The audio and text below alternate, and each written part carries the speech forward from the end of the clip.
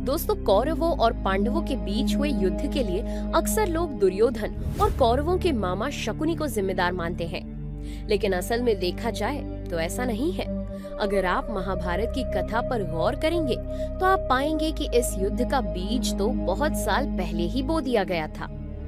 नमस्कार दोस्तों, स्वागत है आपका एक बार फिर से हमारे YouTube चैनल पर। दोस्तों, हमारे इतिहास में कई ऐसी प्रेम कहानियां हुई हैं जिन्होंने इतिहास को बदलने पर मजबूर कर दिया है। आज भी हम आपको एक ऐसी ही कहानी के बारे में बताने वाले हैं जो असल में कौरवों और पांडवों के बीच हुए युद्ध की जिम्मेदार है।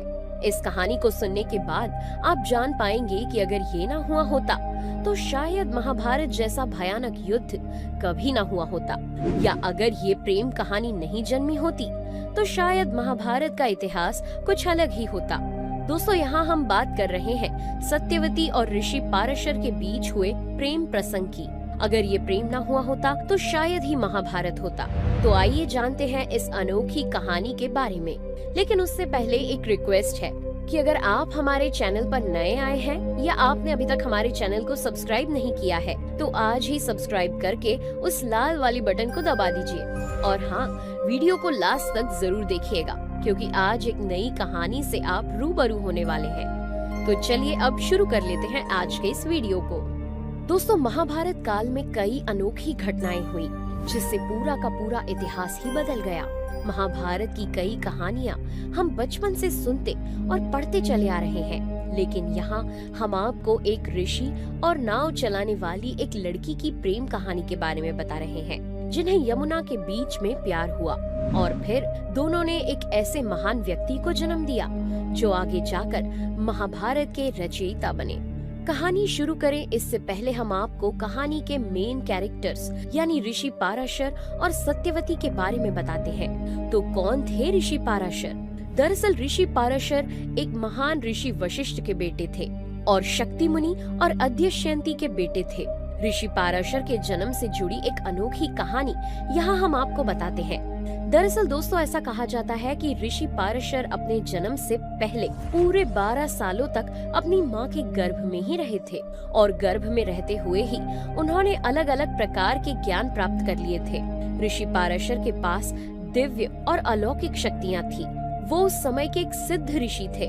उन्होंने वैदिक ज्योतिष की रचना की और कई खूंखार राक्षसों को मार गिराया। ऋषि पाराशर जितने बड़े ज्ञानी और पुराणों के रचनाकार थे उतना ही बड़ा और खास मतलब उनके नाम का भी है। दोस्तों, पाराशर का मतलब होता है जिसके दर्शन मात्र से ही सभी पापों का नाश हो जाए। हमारे प्राचीन ग्रंथों से लेकर वेद और पुराणों की रचना में ऋषि पाराशर का महत्वपूर्ण योगदान रहा है। अब जानते हैं इस कहानी की हीरोइन यानी सत्यवती के बारे में। तो आइए जानते हैं कौन थी सत्यवती। दोस्तों, सत्यवती को एक अप्सरा ने जन्म दिया था। उस अप्सरा को मछली बने रहने का श्राप मिला था, इसलिए सत्यवती के शरीर से हमेशा मछली की बदबू आती रहती थी। हालांकि सत्यवती बहुत खूबसूरत थी, लेकिन उससे आने वाली वो गंध उसकी खूबसूरती में परेशानी खड़ी करती थी और उसकी इसी गंध की वजह से उसे गंधवती भी कहा गया। सत्यवती का पालन पोषण एक केवट यानी नाव चलाने वाले ने किया था। आइए अब जानते हैं कि ऋषि पाराशर और सत्यवती की मुलाकात कैसे हुई।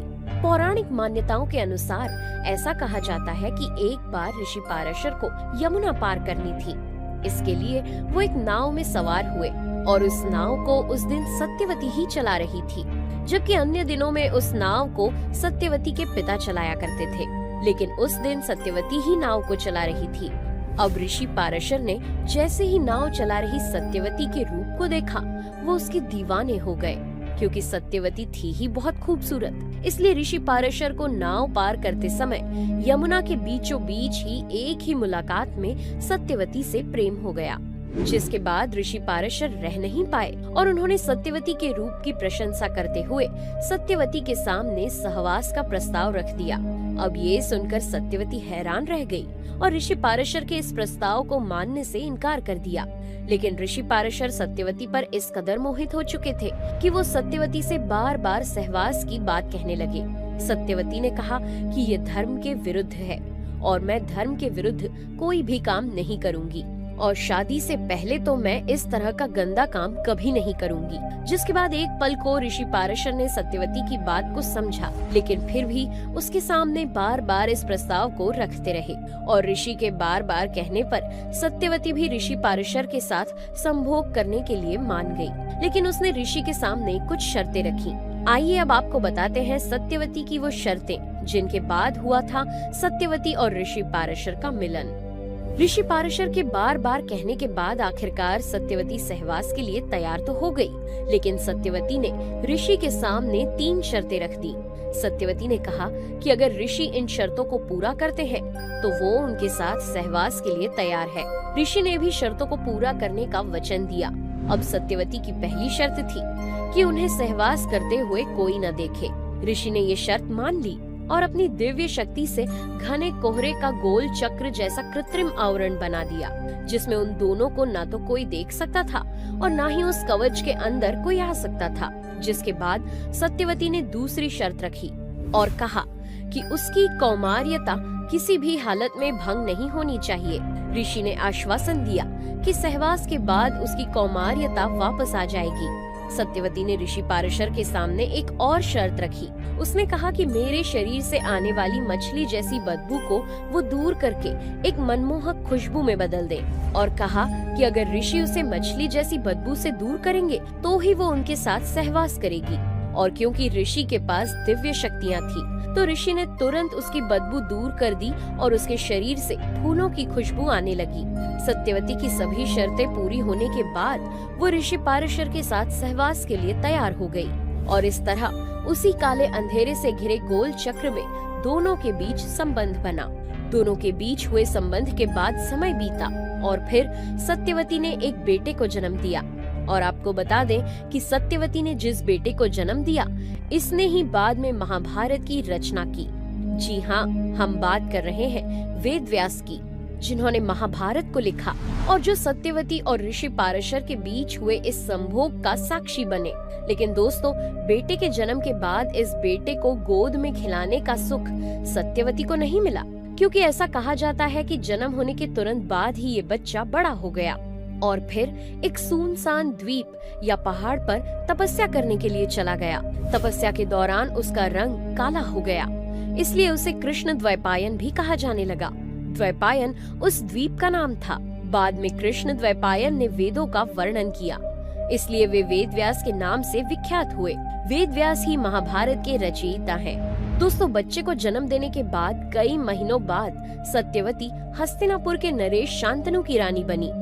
जी हाँ, ये वही निषाद पुत्री है जो आगे चलकर हस्तिनापुर नरेश शांतनु की रानी बनी और वो सत्यवती ही थी जिसके कारण गंगा पुत्र देवव्रत को आजीवन ब्रह्मचारी रहने की प्रतिज्ञा लेनी पड़ी और देवव्रत का नाम भीष्म हो गया, जिन्हें हम भीष्म पितामह कहते हैं। इसके बाद में सत्यवती के राजा शांतनु से चित्रांगद और विचित्रवीर्य नाम के 2 पुत्र हुए। चित्रांगद के बड़े होने पर उन्हें हस्तिनापुर का राजा बनाया गया, लेकिन अफसोस कि राजा बनने के कुछ ही समय बाद गंधर्वों से युद्ध करते हुए चित्रांगद मारे गए। इस पर भीष्म ने उनके अनुज यानी छोटे भाई विचित्रवीर्य को राज्य सौंप दिया, लेकिन विचित्रवीर्य अपनी दोनों रानियों के साथ भोग विलास में लीन हो गए। लेकिन इसके बाद भी विचित्रवीर्य की दोनों ही रानियों से उनकी कोई संतान नहीं हुई। बाद में वे पीलिया रोग से पीड़ित हो गए, जिसकी वजह से उनकी मृत्यु हो गई और तब जाकर माता सत्यवती ने अपने पहले पुत्र यानी वेद व्यास को बुलाया, जिससे धृतराष्ट्र, पांडु और विदुर का जन्म हुआ। और इसके बाद की कहानी अगर आपको जाननी है तो आप हमें कमेंट बॉक्स में लिखकर बता दीजिए। हम वो वाली वीडियो भी जरूर लेकर आएंगे। लेकिन हाँ, यहाँ हमारी एक छोटी सी रिक्वेस्ट भी है जो सिर्फ आप लोग ही पूरी कर सकते हैं। और रिक्वेस्ट तो आप जानते ही हैं कि हमारे चैनल को सब्सक्राइब करके उस घंटी को दबा दीजिए। और ये हम अपने लिए नहीं कह रहे हैं, बल्कि आपके लिए ही कह रहे हैं, क्योंकि अगर आप ऐसा नहीं करेंगे तो आपको आने वाले इस तरह के इंटरेस्टिंग वीडियोस के नोटिफिकेशंस कैसे मिलेंगे, है ना? और हाँ, वीडियो पसंद आया हो तो इसे लाइक कीजिए और शेयर कीजिए।